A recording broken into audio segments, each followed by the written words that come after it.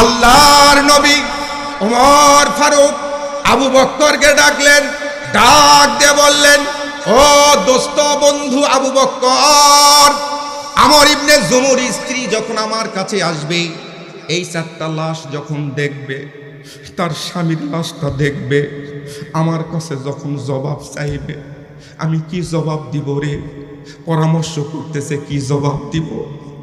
পরিবারের মধ্যে পুরুষ মানুষ কেউ নাই, কেউ থাকলো না, কি জবাব দিব? তারা ছটপট ধরপর করছে। নবীজির ঘাম বের হয়েছে। ইন দি মিন টাইম আমর ইবনে জুমুর স্ত্রী খুব কাছাকাছি চলে আসতেছে।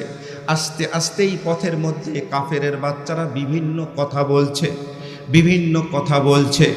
সেদিন এক মুসলিম মহিলা পাগল হইয়া ছুটে চলেছে।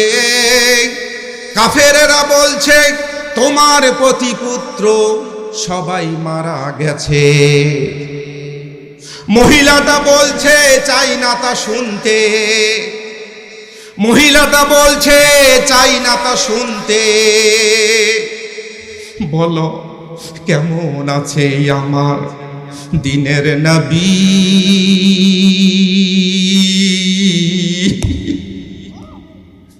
আমরা যে তার আদরের উম্মত হয়ে করলাম কি? আমরা যে তার আদরের উম্মত হয়ে কয়দিন কেঁদেছি। আল্লাহু আকবার বলে। আমর ইবনে জুমুর স্ত্রী কাছাকাছি চলে আসলেন। পয়গম্বর বিচলিত অবস্থায় কিং কর্তব্য বিমূঢ় হয়ে গেলেন। স্ত্রীকে ডাক দিয়ে বললেন, ও আমরের বিবি, তোমার কাছে কি জবাব দিব? আমরের বিবি ডাক দিয়ে বলছেন, ইয়া রাসূলুল্লাহ, ইয়া হাবিবাল্লাহ, আমার স্বামীর জন্য আমি বিচলিত নয়। আমার 4 সন্তান শহীদ হয়েছে, আমার কোনো যায় আসে না। কিন্তু আমার কানের কাছে গেল এরকম সংবাদ, আপনি পয়গম্বর নাকি শহীদ হয়ে গেছে। আপনি ভালো আছেন, আপনি সুস্থ আছেন, এটাই আমার কাছে বড় চাওয়া, বড় পাওয়া। আল্লাহু আকবার বলে। আল্লাহর পয়গম্বর বললেন, ও সাহাবীরা, আমর ইবনে জুমুর লাশটা উটের পিঠের উপর উঠাও। উটের পিঠের উপর উঠানো হলো, কিন্তু উট এক ধাপ সামনের দিকে অগ্রসর হয় না।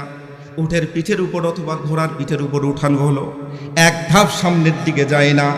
আল্লাহর পয়গম্বর বুঝতে পারলেন।